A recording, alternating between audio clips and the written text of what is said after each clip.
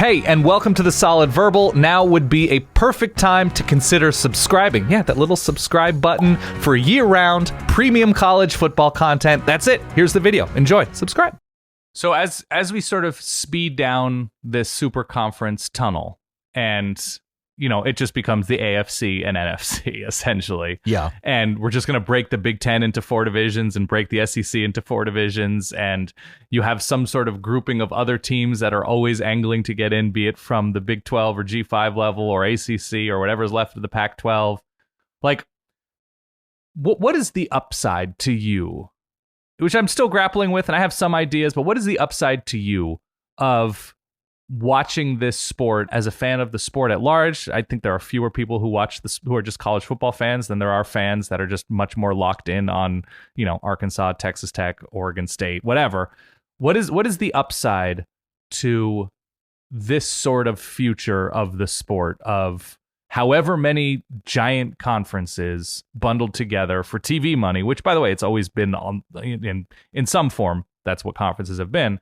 But what is the upside? Because I want to be open to a bright, shimmering future. I just don't see anybody really talk about who the winners are from a sporting standpoint. I don't know where the upside is for fans of the sport. I know where the upside is for Fox and ESPN, but if you're a Wisconsin fan, I guess there's an upside to having a reason to go to LA in late November.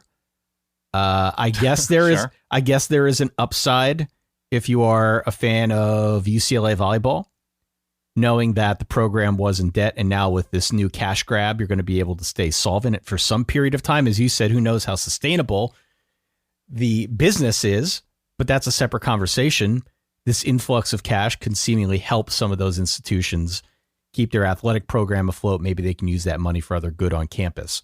But from a fan standpoint, certainly USC playing at Penn State in mid-October is different. I guess we will see different matchups that are novel, that make things interesting. We know better than anybody, non-conference matchups are appealing to people that watch college football. And seeing these odd configurations of pairings in early September is genuinely something that drives interest on our show. So maybe the new matchup for some period of time will keep people's interest and make them feel like it's a sport reborn. But beyond that, it's very hard to see why this is a good thing. Let's say you're Lincoln Riley, who I don't believe knew when he was hired. I don't believe he knew, because I think coaches leak. And so I don't think he knew. If you're Lincoln Riley and you're looking at your travel schedule, that can't be an appealing thing to you. Right? I mean, you are spending so much time on airplanes now. And I know the Big Ten has said they'll be creative with their scheduling. I have no idea what that means. Unless they have some way to build a Hyperloop and or transplant Southern Cal to North Platte, Nebraska. I don't see... Buddy, $100 million a year. $100 million can buy a lot of interesting travel. But it's never going to change the fact that they're a 3.5-hour plane ride away from the next closest Big Ten school. So that to me is puzzling. I don't know how you solve that problem without adding other teams in the West Coast footprint, right? That would make sense to some extent if they had Oregon, Washington, Stanford, some schools out west, because then at least they can give some of those West Coast schools a bit of a travel reprieve. But otherwise, I don't really see the upside as far as that goes. One thing I haven't seen, and maybe we'll hear more about, is this issue that the Pac-12 has been dealing with for generations now. It's a different time zone. Kevin Warren presumably can't change that either.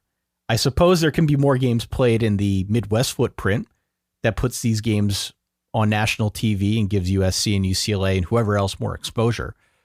But is there a plan to start the games out west earlier?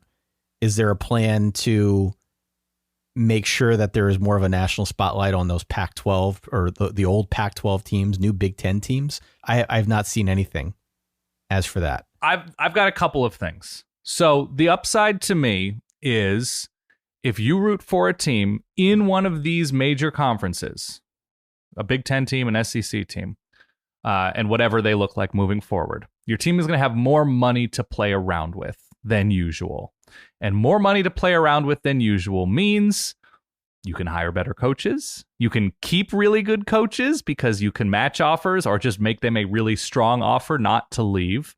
You can hire, your assistant pool grows, all sorts of things as a fan that you'd love to see from your program. That if you're a fan of a mid-tier team who is succeeding, I'm not going to name a mid-tier team because everybody thinks that they've got the best program in America. But if you're a mid-tier team who's succeeding, an influx of cash does mean that you can hire a premium coordinator, or you can keep a premium coordinator or defensive line coach, or you can fire them and pay buyouts. If you are hating your offensive coordinator or you're hating your head coach, but your team doesn't have the funds to pay a massive buyout, suddenly that kind of money matters. That you have that kind of cash to say, we are prepared to buy out a $12 million buyout or an $8 million buyout. And that's a win for a fan, right? Well, it is and it isn't. You know what else that does? Because of the added money, we've got more expectations. And because of the expectations, because of the pressure, because of that constant drive to get to the top, I think it accentuates the other aspects of the sport that we've been talking about that people also do not like. It makes it easier to fire a coach. Yeah. Oh, I mean, look, the thing that people with major power, be it within an athletics department or within a conference or within a network, hate the least is accountability. And if you have the money to bail out your own bad decision, like why did USC keep Clay Helton around longer than they should have? They're broke boys.